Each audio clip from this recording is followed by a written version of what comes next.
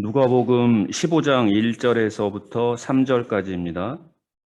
모든 세리와 죄인들이 말씀을 들으러 가까이 나아오니 바리새인과 서기관들이 수군거려 이르되 이 사람이 죄인을 영접하고 음식을 같이 먹는다 하더라. 예수께서 그들에게 이 비유로 이르시되, 계속해서 15장 11절부터 32절까지 보시겠습니다. 또 이르되 어떤 사람에게 두 아들이 있는데 그 둘째가 아버지에게 말하되 아버지여 재산 중에서 내게 돌아올 분깃을 내게 주소서 하는지라.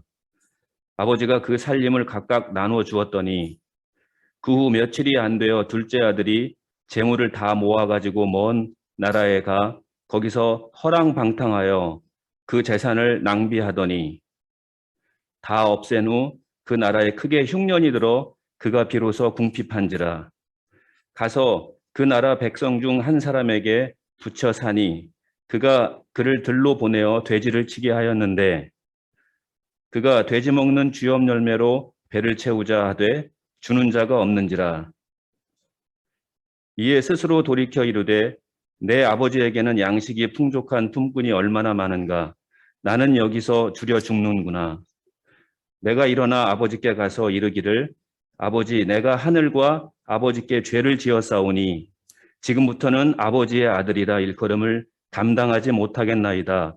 나를 품꾼의 하나로 보소서 하리라 하고 이에 일어나서 아버지께로 돌아가니라. 아직도 거리가 먼데 아버지가 그를 보고 측은히 여겨 달려가 목을 안고 입을 맞추니 아들이 이르되 아버지 내가 하늘과 아버지께 죄를 지었사오니 지금부터는 아버지의 아들이라 일컬음을 감당하지 못하겠나이다 하나 아버지는 종들에게 이르되 제일 좋은 옷을 내어다가 입히고 손에 가락지를 끼우고 발에 신을 신기라. 그리고 살찐 송아지를 끌어다가 잡으라. 우리가 먹고 즐기자. 이 내 아들은 죽었다가 다시 살아났으며 내가 잃었다가 다시 얻었노라 하니 그들이 즐거워하더라.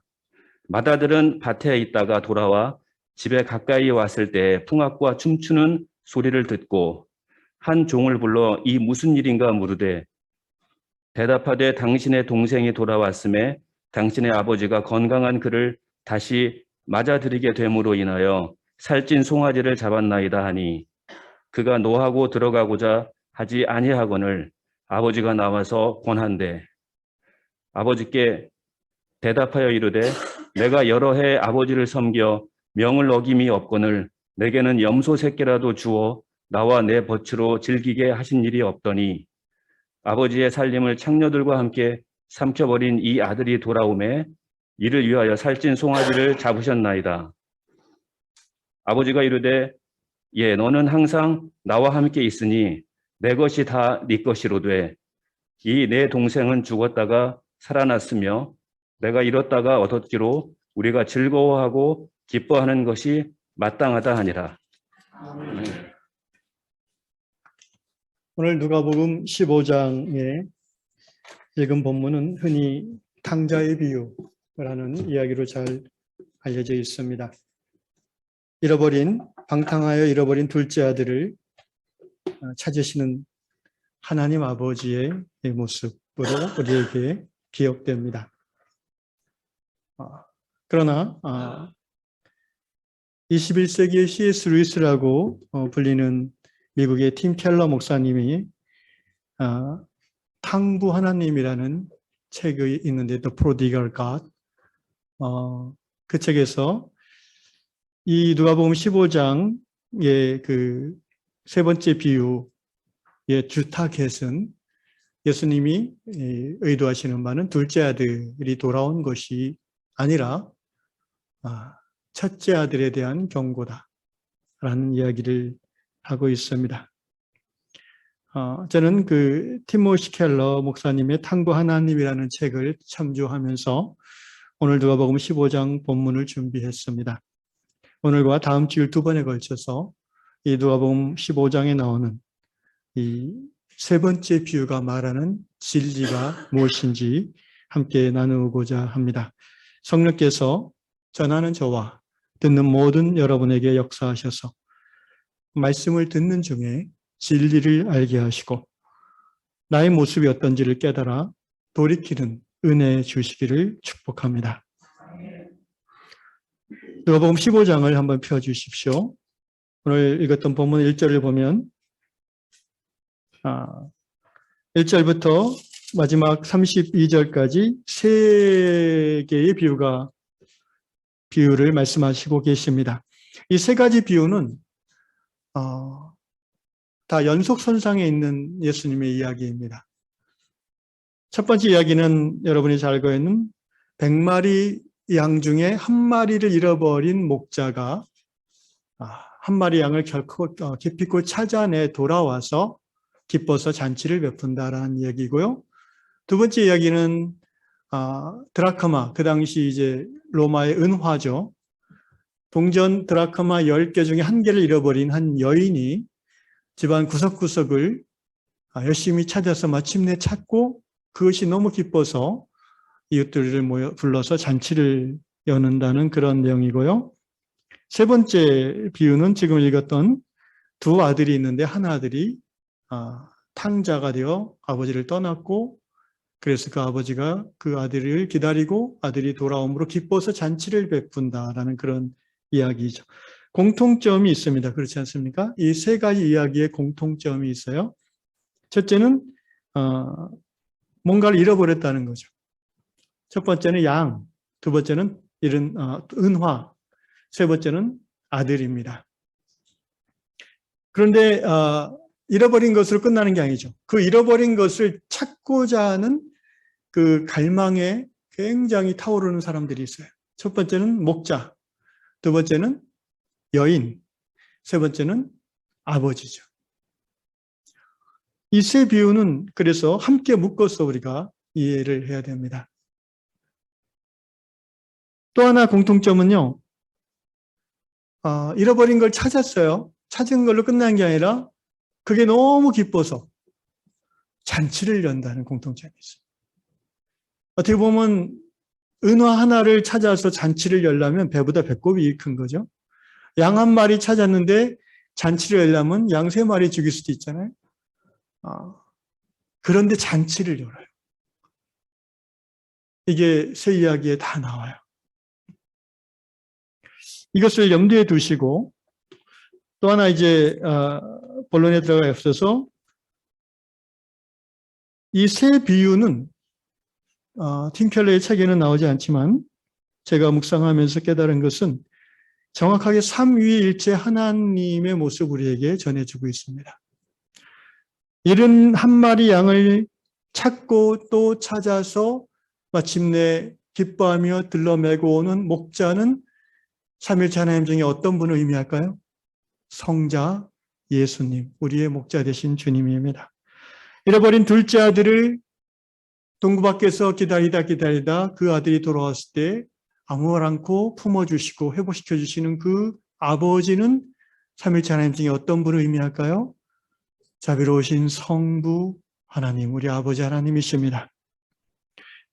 잃은 드라크마, 은화를 찾고 찾다가 마침내 찾아서 기뻐하는 한 여인은 성령 하나님을 의미합니다. 이 부분이 좀 여러분이 낯설 수 있는데 원래 성령에 해당하는 히브리어 루아흐는 그 성이 여성형입니다. 고대로부터 성령을 여성성으로 받아들이는 전통이 있었는데 중세 1000년을 지나면서 가부장적 남성 중심적 교회 문화 속에서 이러한 주장들은 설 자리가 없어졌어요. 그래서 교회는 오늘 많은 페미니스트들이 비난하는 것처럼 일종의 어떻게 보면 마초적, 남성적, 가부장적, 권위주의적 그런 집단으로 오해받고 있습니다. 사실 오해라기보다는 그런 부분도 실제 있지요. 예. 아직도 여성 안수를 허락하지 않는 교단들이 우리나라에도 꽤 있습니다. 그러나 하나님은 굳이 남성과 여성, 성으로 젠더로 표현할 필요는 없겠지만 하나님 스스로는 그럴 필요가 전혀 없지만 그 하나님을 하나님과 관계하고 하나님을 이해하고 싶어하는 사람들의 입장에서는 하나님을 좀 더 잘 이해하기 위해서 하나님은 당신을 남성과 여성 중에 하나로 표현하실 때가 있는데 바로 아버지 하나님으로 표현하셨고 이 땅에 오신 성자 예수님이 딸이 아니라 아들로 오셨다는 것이죠. 그러면 여성은 어디 있는가? 예, 성령님이 그대로부터 여성의 형으로, 여성의 젠더로 우리에게 찾아오시는 그런 하나님으로 묘사되는 경우가 많았습니다. 따뜻함을 가진 어머니와 같은 하나님의 모태에서 천지가 잉태되고 출발하였습니다. 루아흐, 여성형으로 표현된 성령은 여성이며 인간을 품는 자궁이시며 암탉의 병아리를 품듯이 당신의 자녀들을 품으시는 분입니다. 그분은 이렇게 시편 2편 7절에서 말씀하셨습니다. 너는 내 아들이라. 오늘 내가 너를 낳았다. 그러므로 누가복음 15장에 나와 있는 세 비유는 성부와 성자와 성령으로 하나 되신 삼위일체 하나님께서 얼마나 하나님을 떠난 인간을 되찾기를 갈망하시는가. 죄와 사망 가운데 있는 사람들을 구원하시기를 기뻐하시는 하나님이신가를 잘 드러내주는 예수님의 패러블 비유입니다. 이제 이 정도 전예를 가지고 본문으로 들어가 보겠습니다. 오늘 누가복음 15장 세 번째 비유에서 잃어버렸던 자, 잃은 자를 되찾는 이야기인데 사실 둘째 아들만 아버지를 떠난 것이 아닙니다. 하나님의 입장에서 잃어버린 사람은 둘째 아들뿐 아니라 첫째 아들도 잃어버린 사람입니다. 인간은 두 가지 방식으로 하나님을 떠납니다. 하나는 여기 둘째 아들과 같이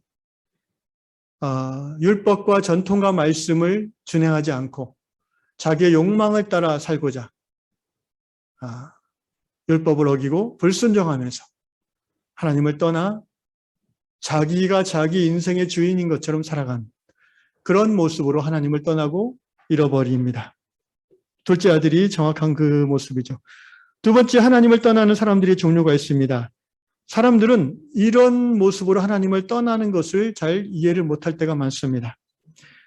이 사람들은 하나님의 율법을 열심히 지키기 때문에 하나님을 떠납니다. 하나님의 말씀에 순종하기 때문에 하나님을 떠나버립니다. 종교적인 엄숙함과 도덕과 윤리를 다른 누구보다도 열심히 지키는 사람들입니다. 중요한 것은 왜 그렇게 하느냐이죠. 둘째 아들이 하나님을 떠난 이유는 자유롭고 싶어서입니다. 어떻게 보면 자기를 찾아가는 과정이라고 볼 수도 있어요. 인간에게 있어서. 특히 중세 천년의 권위주의적 종교 체제, 기독교 체제 하에서 많은 사람들이 그래서 하나님을 떠났죠. 그런데 그 권위주의적으로 오해받고 있는 하나님 아래에서도 여전히 말씀대로 종교의 윤리대로 열심히 살아가는 많은 사람들이 있었습니다. 그들은 하나님을 떠난 것이 아닙니까? 아니요. 그들도 하나님을 사실은 떠나버린 겁니다. 왜냐하면 하나님의 말씀에 순종하고 하나님을 섬기는 이유가 하나님을 사랑해서가 아니기 때문입니다. 하나님이 두려워서입니다. 또 하나는 그 하나님을 통해서 자기가 원하는 것을 얻어내려고 하기 때문입니다. 여기 큰아들의 모습이 그런 모습입니다. 둘째 아들은 자기가 원하는 것을 얻고자 그 욕망이 너무나 커서 아버지의 말씀을 불순종하고 떠나버렸어요. 재산을 찾아서. 큰아들은 하나님이 아버지가 두려워서 그렇게는 못해요. 그런데 자기가 원하는 것을 얻는 방법은 떠나는 게 아니라 복종하는 거였어요. 여기 뒤에 가면 그 얘기가 나오잖아요. 나를 위해서 염소 새끼 한 마리도 내주지 않으시지 않습니까? 내 친구들하고 염소 잔치 하나 할 그런 것들을 베풀어 주시지도 않지 않습니까? 라고 화를 내면서 아버지한테 얘기합니다. 예수님이 이 이야기를 지금 누구에게 하고 있습니까?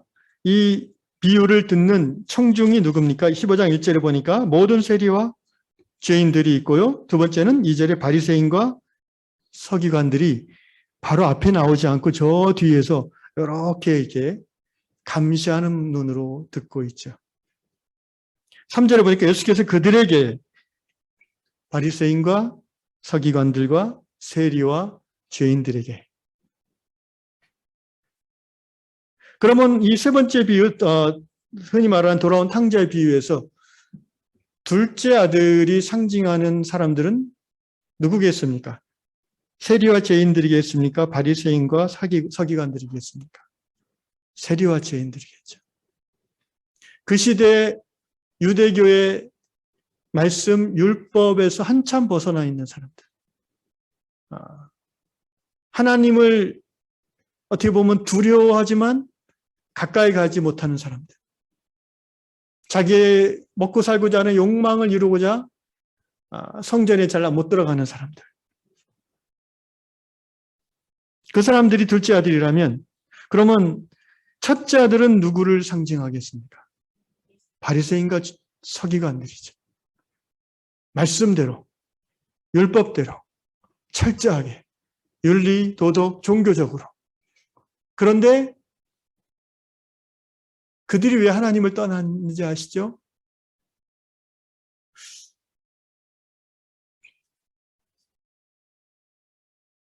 그들은 오늘 본문에 보면 예수님과 친해지지를 못합니다. 바리새인과 서기관들은 복음서 전체에서 우리가 알다시피 예수님께 나오는 사람들이 있지만 예수님을 따르지는 않습니다. 그런데 이 세리와 창기와 죄인인 사람들은 예수님께 자주 나오고 또 예수님의 말씀을 듣는 걸 즐거워합니다. 바리새인과 서기관들은 예수님의 말씀을 듣지만 즐거워하질 않아요. 막 판단해요. 참나마도다. 어떻게 이 세리와 창기들과 같이 밥을 먹지, 저 인간은? 저 인간이 죄인임이 틀림없어. 말은 저렇게 번지를 하지만 모세율법에서 떠난 자일 거야. 자기의 기준을 가지고 하나님이신 예수님을 판단합니다. 하나님을 떠난 큰아들의 모습입니다. 오늘 본문에서도 아까 우리가 읽은 것처럼 큰아들은 아버지에게 분노하죠. 왜 분노합니까? 돌아온 둘째 아들을 몽둥이로 내쳐서 내쫓아야지 맞는데 다 받아주고 복권시켜주잖아요. 큰아들의 기준으로 보면 있을 수 없는 일이에요. 왜 이 사람이 하나님을 떠나게 됩니까? 자기 스스로 하나님이 되기 때문입니다. 하나님의 판단을 틀렸다고 하기 때문입니다. 오늘 한국교회 안에 이런 분들이 있습니다. 세리와 죄인들은 오늘 그 본문에 보면 15장 1절 가까이 나오니 그랬어요. 이 나온다는 말은 헬라어 현재 진행형입니다. 곧 반복적인 동작을 표현할 때 이렇게 씁니다. 그러니까 세리와 죄인들이 예수 앞에 나오는 것은 의례 있는 일이라는 거예요. 오늘 우리 시대에 거룩하지 않은 세상적인 사람들이 교회로 이렇게 자주 나오는지 모르겠습니다. 오늘 교회 안에는 어떤 사람들이 많습니까? 세리와 죄인들이 많습니까? 바리새인과 서기관 같은 사람들이 많습니까? 여러분은 자기 자신을 어떤 부류에 속하는, 어떤 부류에 더 가까운 사람이라고 생각하십니까? 오늘 한국교회는 세상의 세속적인 사람들에게 그렇게 친하게 느껴지지 않습니다. 교회에 나오는 사람들이 대부분은 윤리도덕적으로 반듯하려고 하는 사람들이 많습니다. 그런 예수 믿기 전에 이미 그런 기준을 가지고 있는 사람들 중에서 교회에 나오는 사람들이 꽤 있습니다. 핵심은 아주 종교적인 사람들이나 종교를 등지고 세상에 취해서 살아가는 사람들이나 둘 다 영적으로 잃어버린 사람들이라는 것입니다. 하나님은 그 두 부류의 사람들 다 하나님 앞으로 돌아오기를 기다리십니다. 구체적으로 둘째 아들부터 먼저 봅시다. 15장 11절을 보겠습니다. 어떤 사람에게 두 아들이 있는데 12절 둘째가 아버지에게 내 재산 중에서 내게 돌아올 몫을 먼저 주십시오. 굉장히 요즘에도 이런 요청을 하는 아들을 곱게 볼 아버지는 없을 겁니다. 세상 말로 발칙한 발언입니다. 무례하고 무엄하고 있을 수 없는 일이 고도의 가부장제 사회인 그 당시 AD 1세기 유대 사회에서 있을 수 없는 일이에요. 아마 이 이야기를 듣는 바리새인 서기관들은 물론 세리와 죄인들도 욕했을 겁니다. 자기들도 죄인인 걸 알지만 저놈은 너무 심했다 이렇게 할 수도 있습니다. 아버지의 유산을 아버지 생전에 달라고 하는 것은 아버지가 빨리 죽으라는 얘기예요. 나는 아버지 재산은 필요한데 아버지는 별로 필요하지 않아요 라는 말이에요. 이 둘째 아들은 아버지에게서 벗어나고 싶었어요. 아버지 밑에서 사는 게 답답하다고 느낀 것 같아요. 뭔가 자기가 갖고 있는 욕망을 마음대로 발산하는 자유로운 삶을 원했던 것 같습니다. 이걸 이제 개인주의적인 성향이 강하다 이렇게 표현할 수 있죠. 어떻게 보면 자기의 자기됨을 찾고자 하는 갈망이 큰 사람입니다. 좋게 얘기하면. 그래서 뭔가 그 갖추어진 아버지 밑에서 답답함을 느끼고 근데 떠나야 되는데 세상 밖에서 살려면 돈이 필요하고 자기 욕망을 만족하려면 돈이 필요하니까 넘어서는 안 될 선을 넘어버린 거예요. 유산을 미리 주시면 좋겠습니다. 근데 아버지의 반응이 더 충격적인 거 아십니까? 여기 12절에 보니까 아버지가 그 살림을 각각 나눠 주었다 이렇게 되어 있어요. 이것도 있을 수 없는 일이에요. 그 당시 그 가부장제 사회에서 이런 아버지는 없어요, 사실은. 아마 지금 우리는 하도 여러분 이 말씀을 익숙하게 읽어서 생각 없이 듣는데 이 당시 예수님 이야기를 듣고 있던 바리새인 서기관들, 세리 죄인들은 속으로 깜짝 놀랄 거예요. 그런 아버지가 어디 있어? 있을 수 없는 아들의 요구이지만 더 있을 수 없는 아버지의 수락입니다. 사람들이 생각하는 이런 발칙한 요청에 대한 아버지의 응대는 어떨까요? 몽둥이 찜질이죠. 몽둥이 찜질. 이 당시는 가부장의 권이 굉장히 컸기 때문에 자식이나 부인은 남편이나 아버지의 소유였어요. 노예도 모르는 거예요. 심하게 얘기하면은 몽둥이가 형벌을 가할 수 있는 권한이 있었어요. 여기서 살림을 나눠준다는 말을 예수님이 이 단어를 썼어요. 살림. 아버지가 그 살림을 나눠줬다. 이 살림이라는 말은 헬라어 다른 단어가 있음에도 예수님은 비오스라는 단어를 썼어요. 비오스라는 말은 생명이라는 뜻입니다. 바이올로지어원이죠. 그러니까 이 고대 사회에서 이 재산이 많은 동네 유력자인 아버지가 두 아들인데 이제 둘째니까 3분의 1을 그 당시 율법은 3분의 1을 주거든요. 장자가 3분의 1을 가지고 3분의 1을 떼주려면 대부분의 이제 자산이 예나 지금이나 부동산이 많을 거 아니에요, 부자들은. 그러면 그걸 팔려면은 소문이 날 거 아닙니까? 이 가문의 수치스러운 일들이 다 퍼지는 거예요. 또 아버지의 재산이 줄어들므로써 지역사회에서 힘이 줄어들 수 있어요. 한마디로 살림을 나눠준다는 것은 아버지의 생명을 나눠주는 거예요. 아버지의 생명을 갉아먹는 거예요. 그런데 너무나 이상하게도 아버지는 그 모든 것을 둘째 아들이 자신을 모욕하고 배신하고 나 아버지 필요 없어 돈만 줘. 아버지가 빨리 죽으면 좋겠어라고 해석할 수 있는 그런 당돌한 요청을 하는데도 그냥 아버지는 참고 있어요. 힘이 없어서 참는 게 아니잖아요. 참고 있어요. 지역사회에서 자신의 위신이 깎일 것을 감수하고 있어요. 팀 켈러 목사님이 이 책의 제목을 The Prodigal, 프로디갈이란 말은 이제 흥청망청하는, 다 써버리는 그런 뜻입니다. 우리말로 탕부 하나님, 굉장히 좀 제목이 죄송스럽죠. 탕부, 탕자라는 말은 익숙한데 탕부 하나님이라고 번역을 한 게 저는 정확하다고 봅니다. 근데 여기서 우리가 좀 생각의 발상의 전환을 해야 돼요. 여기 탕이라는 말 한자를 찾아보면 쓸어버리다, 흩어지다 그런 말이에요. 그러니까 싹 쓸어버리는 거예요. 이만큼 돈이 있는데 이 둘째 아들은 그거를 싹 쓸어버렸잖아요. 호랑방탕 할 때 탕입니다.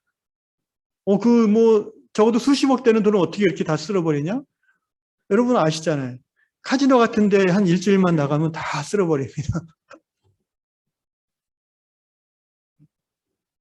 이 하나님, 이 아버지, 하나님으로 묘사된 이 지역 유지인 아버지는요, 자신의 감정, 그 다음에 자신의 명예, 자신의 그 물질 재산까지 그냥 싹 쓸어버린 거예요. 아들을 위해서. 그래서 The Prodigal God. 흥청망청 다 써버리시는 아버지 하나님이에요. 우리의 눈으로 봤을 땐 그런 거죠. 흥청망청 써버리는 아들을 위해서 자신이 가진 것을 다 쓸어서 내어주는 놀라운 희생하시는 아버지의 모습을 이 제목으로 팀 켈러는 표현한 것이고 저도 공감합니다. 이제 두 번째 영국으로 치면 1막 2장으로 가봅시다. 자, 여러분들 알다시피 허랑방탕 이 한마디로 다 표현됩니다. 먹고 살 길이 없어서 이제는 이 둘째 아들이 정신이 들죠. 내가 하늘과 아버지께 죄를 지었다. 깨달았어요. 자기가 얼마나 아버지의 마음을 힘들게 했는가, 천륜을 거역했는가를 깨달았어요. 그런데 그 동기만으로 아버지께 돌아오는 건 아니에요. 그죠? 두 번째, 어떻게 보면 더 실제적인 동기는 뭐예요? 먹고 살려고. 아버지께 돌아가겠다라고 결심하는 거예요.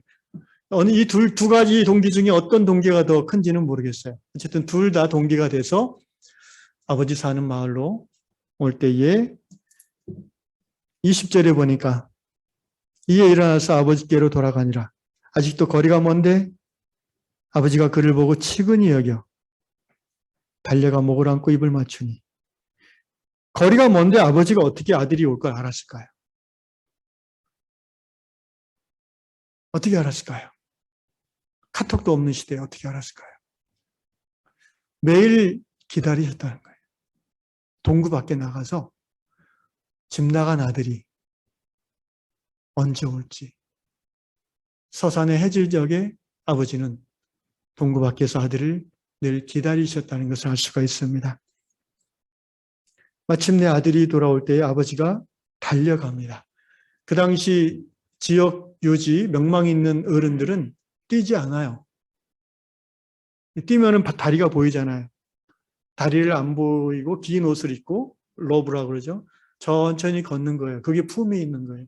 그런데 이 아버지가 채신머리 없게 뜁니다. 누구 때문에? 돌아온 아들 때문에. 그리고는 치근히 여겨 달려가 목을 안고 입을 맞춥니다. 아버지의 두 번째 돌아온 아들을 향한 그 반가움과 그간 이 아들이 고생했던 것에 대한 안타까움, 연민 이런 것들을 아주 단순한 한 문장인데 잘 표현하고 있어요. 목을 안고 입을 맞추니.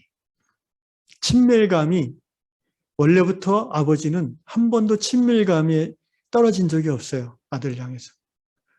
근데 지금 아들은 어때요? 아버지 얼굴을 볼까 못 볼까? 못 보죠. 아버지하고 거리감이 멀까 가까울까? 멀어요. 왜? 지은 죄가 있어서. 그런데 놀랍게도 하나님이 우리가 많이 죄를 지어도 우리를 향한 친밀감은 똑같다는 거예요. 할렐루야. 내 생각에 하나님이 나를 미워할 거라고 착각하는 거예요. 내가 이렇게 하나님을 떠났고 내가 말씀을 어기고 내 멋대로 살았으니까 하나님이 나를 미워할 거라고 착각하는 거예요. 하나님은 여전히 우리를 불쌍히 여기죠. 부모가 되보면 이 마음을 조금 이해를 합니다. 21절 보세요. 아들은 내가 하늘과 아버지께 죄를 지었사오니 지금부터 아버지 아들의 일컬을 감당하지 못하겠나이다. 아버지의 아들 자격은 안 되는 걸 스스로 인정하고 아버지 집에 품꾼으로 제가 좀 들어가 먹고 살 수 있을까요? 이런 얘기를 하려고 온 거잖아요. 근데 품꾼 얘기는 꺼내지도 못해요. 왜냐하면 아버지가 그냥 안아주시니까. 그리고 바로 어떻게 해요? 모든 적자로서의 상속권을 즉각적으로 회복시켜 주셨어요. 가장 좋은 옷, 아들을 상징하는 반지, 그다음에 신발.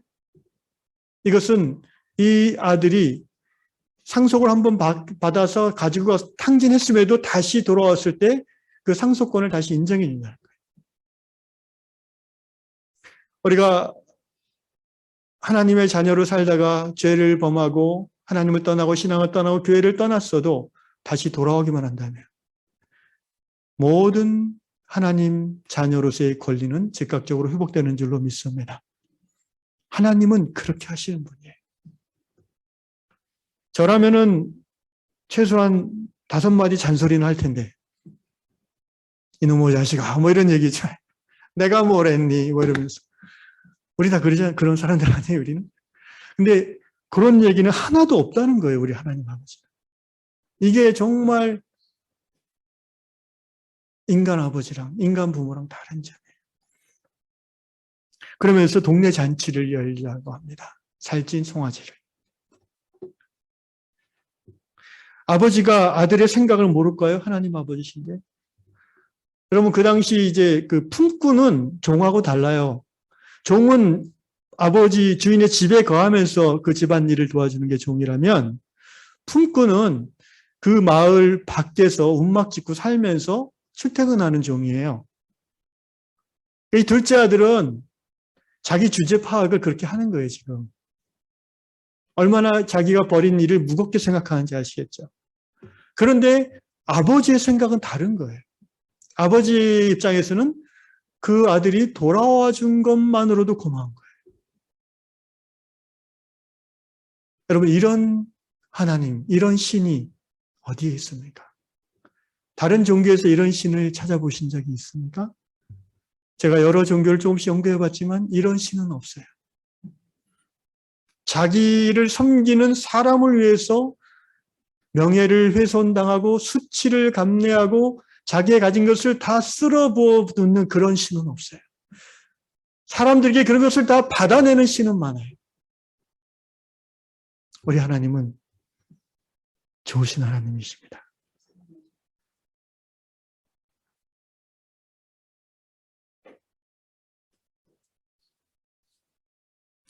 이제 첫째 아들 이야기로, 오늘 마지막 이야기로 넘어갑시다. 잔치 중에 맏아들이 25절에 보니까 밭에 있어요. 아, 성실한 아들이에요. 맡겨준 사명을 열심히 감당해요. 일 끝내고 이제 피곤한 몸으로 집에 돌아오려고 하는데 막 풍악과 잔치 소리가 들려요. 그래서 종을 불러서 뭔 일이야? 무슨 일이 있어? 물어봅니다. 종이 대답합니다. 둘째 도련님이 돌아오셔서 아버지가 기뻐서 잔치를 합니다. 28절, 그가 노하여 분노가 폭발했어요. 뭐라고? 이러면서 어찌 그런 일이 이러면서. 이 큰아들의 지금 마인드를 알겠죠. 큰아들이 봤을 때 이거는 있을 수 없는 일이에요. 근데 그 일을 한 사람이 누구예요? 아버지. 여러분, 죄라는 게 성경에서 우리가 보통 뭘 하지 말아야 될 걸 하는 거, 또는 마땅히 해야 될 걸 안 하는 거, 이게 죄와 허물이라고 얘기하잖아요.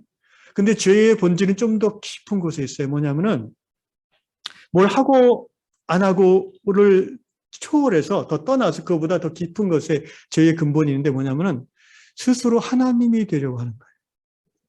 스스로 하나님이 되려고 하는 거예요. 이 큰아들이 그런 부류예요.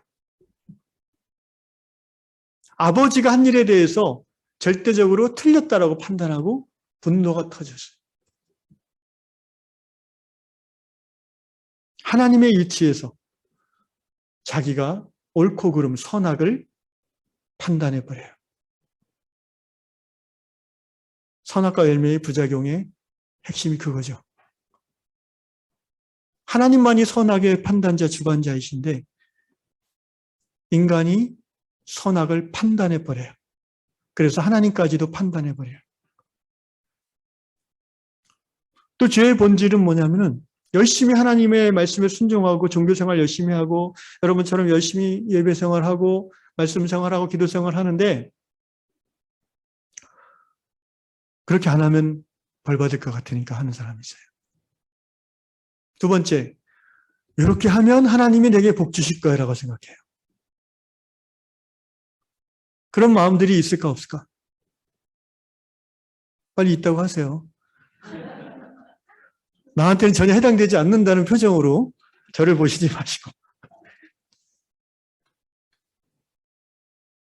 내가 하나님의 이 말씀, 요 말씀, 이 규례, 저 규례, 이 전통 다 지키면 하나님이 내게 복을 주시고 이 세상에서 성공하게 하시고 죽어서도 천국 티켓 주실 게 분명해. 여러분, 이게 하나님을 컨트롤, 조종하는 태도인 걸 아십니까?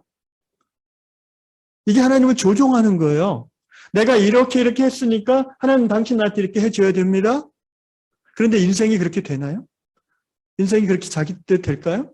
모든 종교적 행위를 열심히 다 했지만 그 사람이 항상 이 땅에서 행복하고 복받고 잘 살까요? 안 그런 경우가 많죠. 그때에 그 사람이 하나님을 조종하려는 마음이 있었는지 아니면 정말 하나님을 사랑하고 하나님이 기뻐서 하나님 뜻대로 살았는지가 그때에 드러나요. 내 노력과 결단과 열심으로 내 마음대로 되는 게 아니에요. 하나님을 사랑하는 만큼만 헌신해야 섭섭함이 없어요, 하나님에게. 좀 더 은혜가 깊으면 받은 은혜에 감격하여 나누시고 베푸시고 헌신하시면 돼요. 저는 우리 위안 공동체가 그렇게 하나님을 즐거워하는 성도들의 공동체가 되길 원합니다. 그리고 하나님을 떠난 사람들을 우리가 큰아들처럼 대해서는 안 돼요. 그죠?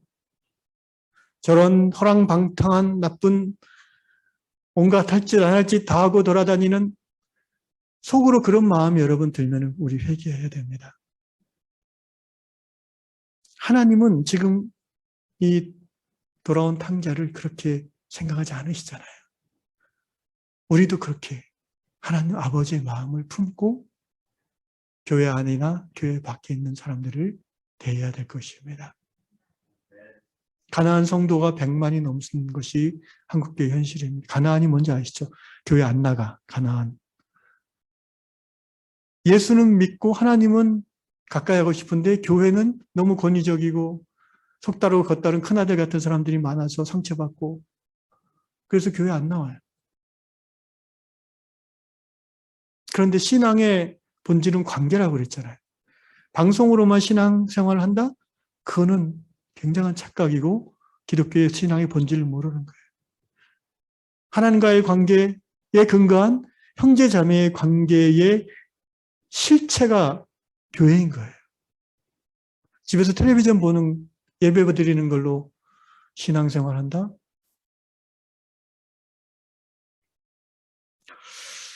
우리 안에 큰아들의 모습과 둘째 아들의 모습이 다 섞여 있습니다.